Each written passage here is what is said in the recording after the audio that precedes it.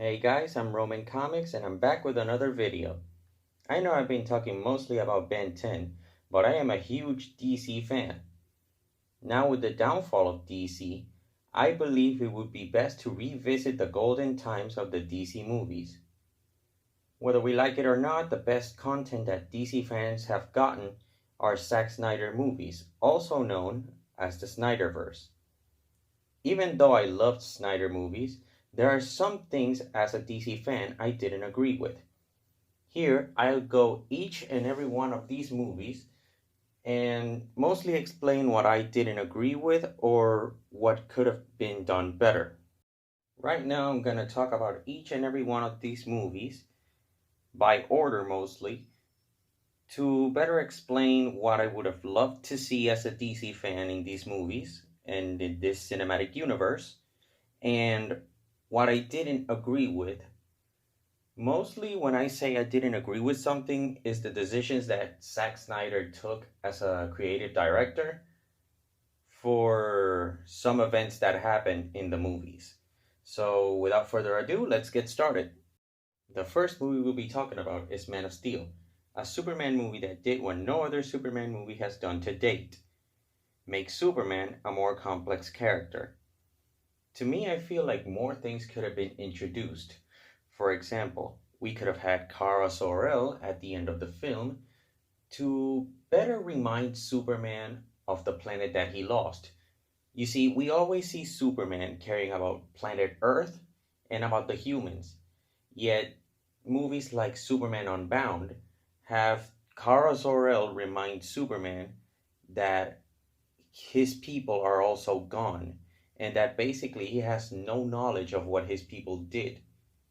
No other Superman movie seems to have this, which it's kind of odd for some reason, but I feel like that's a nice touch to remind people that Superman is also an alien, but with human emotions.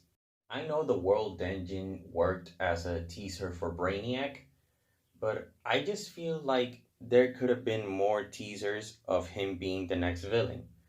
For example, when Jor-El jumps to get the Codex in Man of Steel, we could, for example, see some skulls with dots on their heads, meaning that Kryptonians have had their tussles against Coluans. Speaking of Brainiac, it would have been good to have him as a post-credit scene where he probably contacts Lobo so he can capture Superman alive.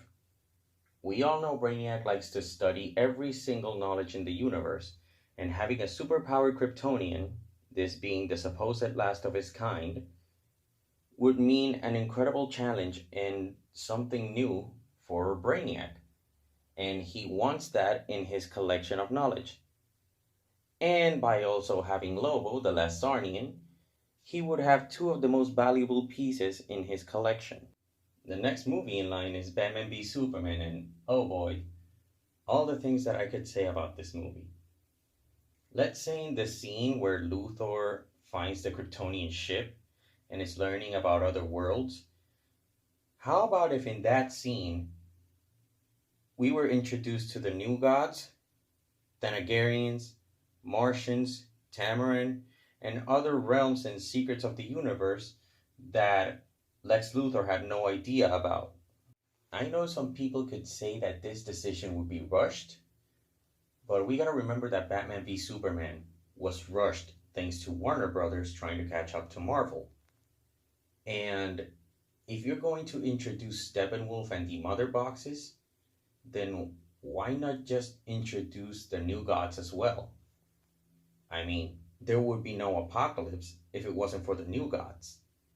So their stories are way too intricate and way too connected for them not to be introduced maybe in the same movie.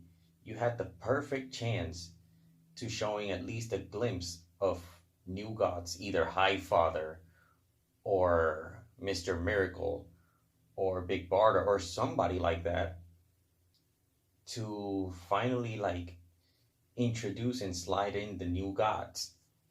Also, maybe in the scenes where Batman and Superman are fighting, how about we sort of hear the Kryptonian ship telling Luthor about, let's say, Tamaran, about Martians, and about other species that could later be properly introduced in a future film, which we'll get onto that later. Also, you could say that in the Wonder Woman film, you could also connect sort of the old gods with the new gods. Like somehow Ares is telling Diana that Olympus isn't the only pantheon that exists, and that there are many pantheons, and there is one that is basically the most powerful and the most advanced, this leading to the introduction of the new gods. And finally, we have the jewel on the king's crown, Zack Snyder Justice League, the movie that left many people speechless and left everyone in the world shocked, as there was no way at first that this movie could ever happen. Honestly, this is a masterpiece of a comic book movie. It has everything: action, romance, and wholesome moments that are basically ripped out of a comic book. The movie is honestly perfect, which is why I'm putting most of the responsibility on the previous films. Many things would have been very fleshed out and smoothly fleshed out if they were introduced in previous films.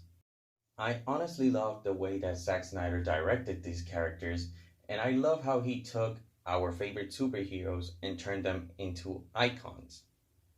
I believe that what I'm about to say next is controversial, but I think that Zack Snyder, even though he had an amazing plan for the DC universe, he was still thinking way too small. Now, before some DC fans come attack me in the comments, let me explain. What Zack Snyder was cooking was probably an Infinite Crisis type event. He had Darkseid destroy 100,000 worlds and talks about the multiverse. Having such a grand vision and limited it to being defeated by a small planet is thinking way too small, or at least in my opinion. The DC universe has a lot of characters that can be brought to the big screen, and basically, there are a lot of characters that could fit his vision. He had different tones, different people, different personalities, and somehow they all blended together. Imagine having a Justice League Unlimited type scene where you see New Gods, the Teen Titans, um, you see the Justice League, you see humans, the Green Lantern Corps, the New Gods, people from other realms. You could have the biggest selling movie in all of the DC franchise. Something that troubled me with DC movies was that they always ended in small stuff and they never led to anything bigger. With the Snyderverse, we had something bigger, but then again, it was still thought way too small, or at least for me. Maybe you can agree in the comments, or just bash me in the comments like I believe people are going to do. But I still feel that the Snyderverse could have been bigger and something that would be ripped out of a comic book.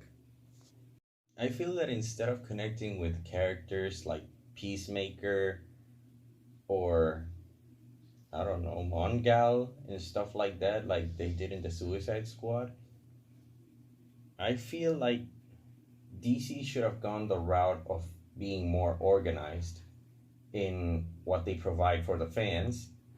For example, mixing the series, the TV series, and somehow using those series as part of the multiverse, like The Flash did by putting Ezra Miller in The Flash show. I feel like that would give off a good start, and that would give it continuity, and it would expand more for the DC franchise to grow and to explore new things. Probably the best example of what the DC route should have been is the animated movies, where you start off by the crew and the Justice League meeting and forming as a team until we get to see this bunch of heroes that we've seen in previous movies and in previous series join together to fight a greater evil. In this case, actually in both the cases, is Darkseid. And I feel like that is what gives this universe continuity, and it makes it more solid, which brings in fans.